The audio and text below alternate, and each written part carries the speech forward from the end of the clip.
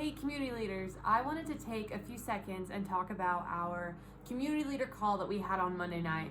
We got to spend some quality time talking about how we as a Life Groups team are going to look at re-entering the church and how you guys are going to play a key role in helping people experience comfort as they step back into community for the first time when it isn't through a screen.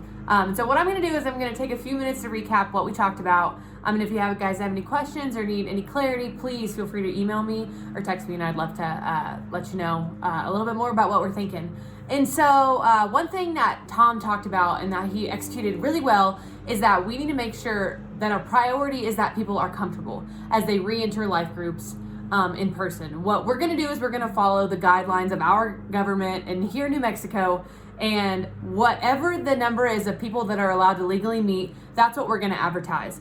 And so if people want to meet in groups of 5, legally that's allowed, and we want people to do that. But what we don't want to do is push for discomfort if someone isn't ready for that. And so what Tom said is to start challenging your life group leaders to have those conversations with their life group.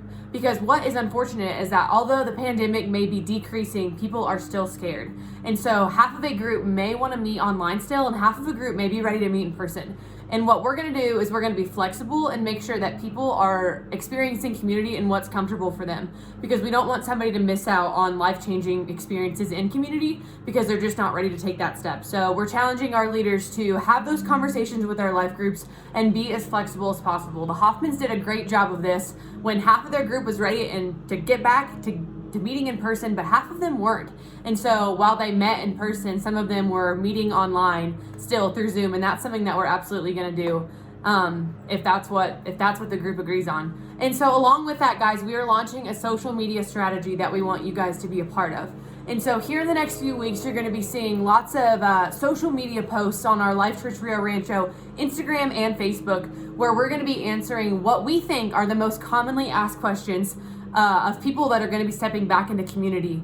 How many people can we meet with? Will life groups be open? If I'm uncomfortable, can I still meet online? Will online life groups still be available? And what we know is that this group of people, these community leaders, those of you that are watching, are those that drive community the best. And so we want you guys to share those and be ready to answer questions when people come to you on your social media or may send you a text and say, I'm uncomfortable about this. What is the best way for me to step into community?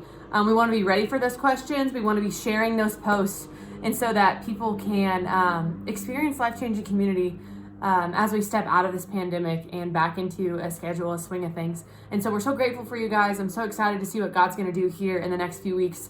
But if you have any questions or need clarity on anything, please don't hesitate to reach out. We're here for you guys. We love you guys. And thank you for all that you're doing to make a difference in the lives of the people of Rio Rancho.